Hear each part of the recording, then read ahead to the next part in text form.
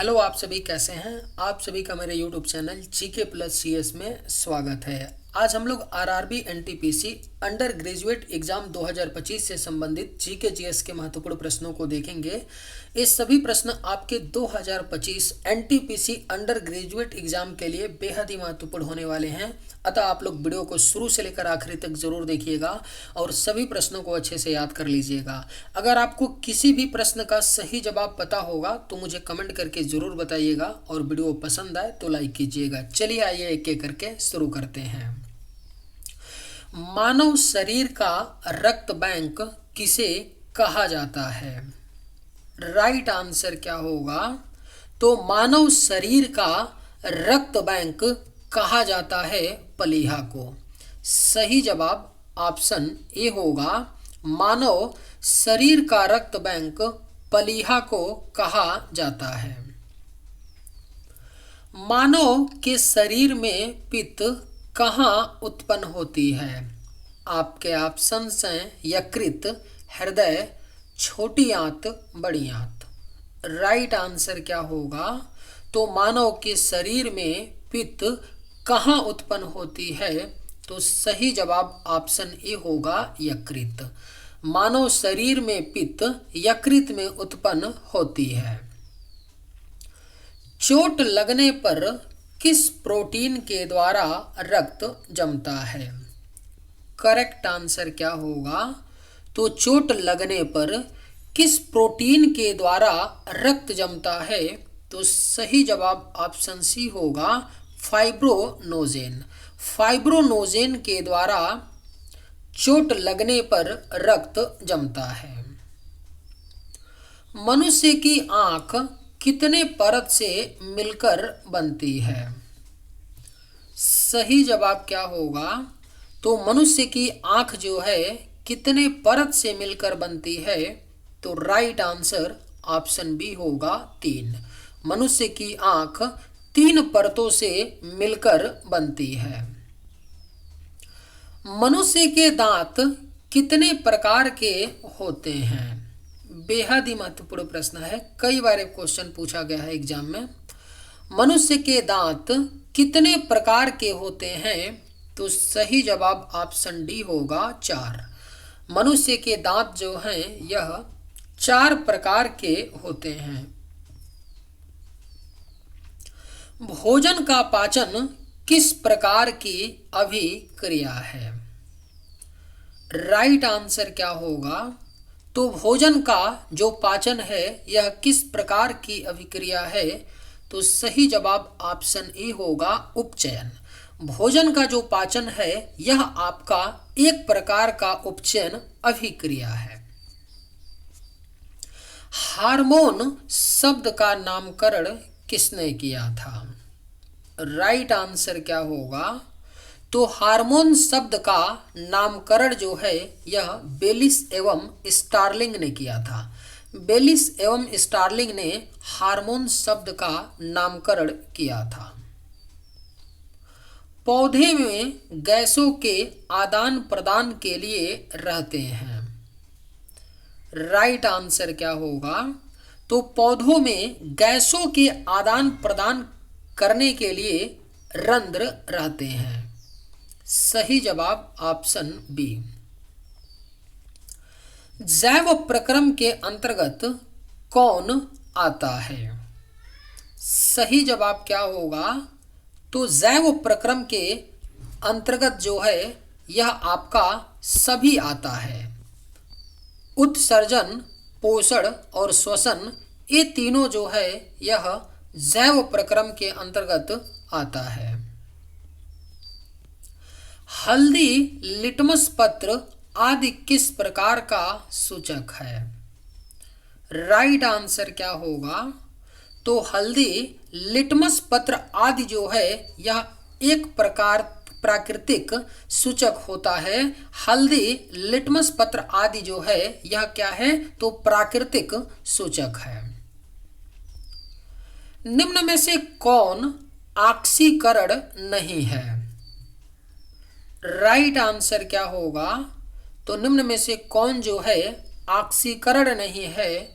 तो सही जवाब ऑप्शन सी होगा अवक्षेपण।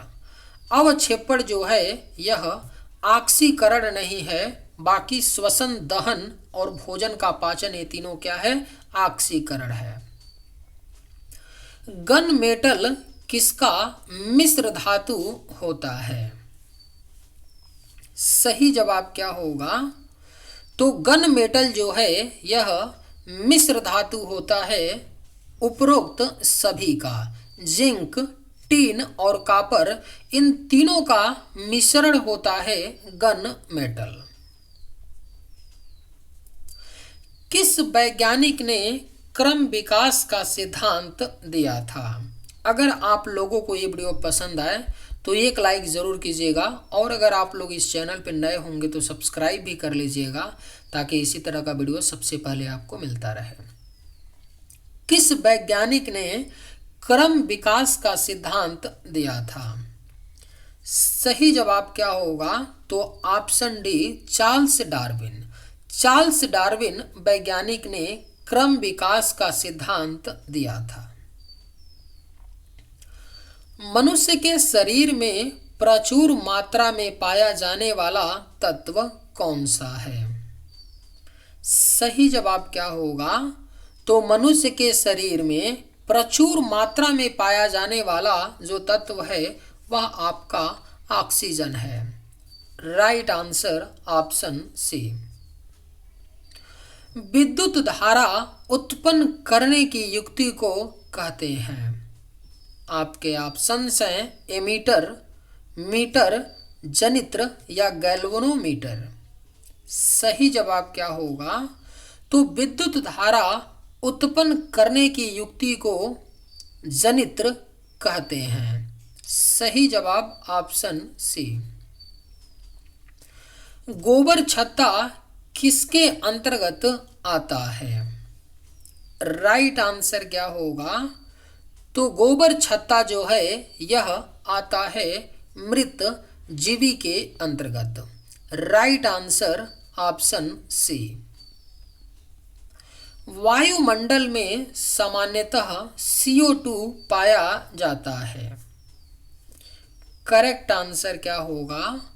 तो वायुमंडल में सामान्यतः जो CO2 है यह 0.03% पाया जाता है वायुमंडल में सामान्यतः CO2, और 21% ऑक्सीजन पाया जाता है, 78% आपका नाइट्रोजन पाया जाता है।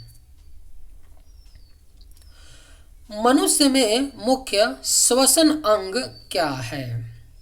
सही जवाब क्या होगा? तो मनुष्य में जो मुख्य श्वसन अंग है वह आपका फेफड़ा होता है। मनुष्य में मुख्य श्वसन अंग। विद्युत बल्ब का फिलामेंट किसका बना होता है? राइट आंसर क्या होगा? तो विद्युत बल्ब का जो फिलामेंट बना होता है वह टंगस्टन का बना होता है। विद्युत बल्ब का फिलामेंट। मानव शरीर की सबसे बड़ी कोशिका का नाम क्या है? सही जवाब क्या होगा? तो मानव शरीर की जो सबसे बड़ी कोशिका है वह आपका तंत्रिका कोशिका है। मानव शरीर की जो सबसे बड़ी कोशिका है वह क्या है? तो तंत्रिका कोशिका। मानव शरीर में जल की मात्रा कितनी होती है? राइट आंसर क्या होगा? तो मानव शरीर में जल की जो मात्रा होती है वह आपका 60% होती है। मानव शरीर में जल की मात्रा। सोडियम और पोटेशियम को किसमें डुबो कर रखा जाता है? आपके ऑप्शंस हैं पानी, पेट्रोल, दूध या केरोसिन। सही जवाब क्या होगा? तो सोडियम और पोटेशियम को किसमें डुबो कर रखा जाता है? तो राइट आंसर ऑप्शन डी होगा केरोसिन। सोडियम और पोटेशियम को केरोसिन में डुबोकर रखा जाता है। भोजन का पाचन मनुष्य के किस अंग से प्रारंभ होता है? अगर आप लोगों को ये वीडियो पसंद आए तो एक लाइक ज़रूर कीजिएगा और अगर आप लोग इस चैनल पर नए होंगे तो सब्सक्राइब भी कर लीजिएगा। भोजन का पाचन मनुष्य के किस अंग से प्रारंभ होता है? तो सही जवाब ऑप्शन सी बी होगा, मुंह, यानी मुख से प्रारंभ होता है भोजन का पाचन। कोशिका का रसोई घर किसे कहा जाता है? वेरी वेरी इंपॉर्टेंट क्वेश्चन है, अच्छे से याद रखिएगा। कोशिका का रसोई घर जो है यह क्लोरोप्लास्ट को कहा जाता है। कोशिका का रसोई घर, क्लोरोप्लास्ट को ही क्या बोलते हैं? हरित लवक बोलते हैं। तो अगर कहीं पे हरित लवक ऑप्शन में होगा तो हरित लवक आपका राइट होगा। न्यूक्लियस के बाहर डीएनए कहाँ मिलता है? सही जवाब क्या होगा? तो न्यूक्लियस के बाहर डीएनए जो है यह आपका माइटोकॉन्ड्रिया में मिलता है। न्यूक्लियस के बाहर डीएनए, सही जवाब ऑप्शन बी। हीमोग्लोबिन किसका मुख्य घटक है? राइट आंसर क्या होगा? तो हीमोग्लोबिन जो है यह मुख्य घटक होता है आरबीसी का। रेड ब्लड सेल्स का मुख्य घटक हीमोग्लोबिन होता है। टिटनेस बीमारी मनुष्य के किस अंग को प्रभावित करता है? राइट आंसर क्या होगा? तो टिटनेस बीमारी मनुष्य के किस अंग को प्रभावित करता है? तो सही जवाब ऑप्शन डी होगा, तंत्रिका तंत्र। टिटनेस बीमारी मनुष्य के तंत्रिका तंत्र को प्रभावित करता है। द्रव्यमान प्रति यूनिट आयतन क्या कहलाता है? सही जवाब क्या होगा? तो द्रव्यमान प्रति यूनिट आयतन जो है यह आपका घनत्व कहलाता है। द्रव्यमान प्रति यूनिट आयतन। जीवन की मूलभूत इकाई क्या होती है? करेक्ट आंसर क्या होगा? तो जीवन की जो मूलभूत इकाई होती है वह आपका कोशिका होती है। जीवन की मूलभूत इकाई। प्रोटीन निर्माण का सक्रिय स्थान है। सही जवाब क्या होगा? तो प्रोटीन निर्माण का जो सक्रिय स्थान होता है वह आपका राइबोसोम होता है। प्रोटीन निर्माण का सक्रिय स्थान। Right answer option B. चलिए आज के वीडियो में बस इतना ही। अगर आप लोगों को ये वीडियो पसंद आए तो एक लाइक ज़रूर कीजिएगा। थैंक्स।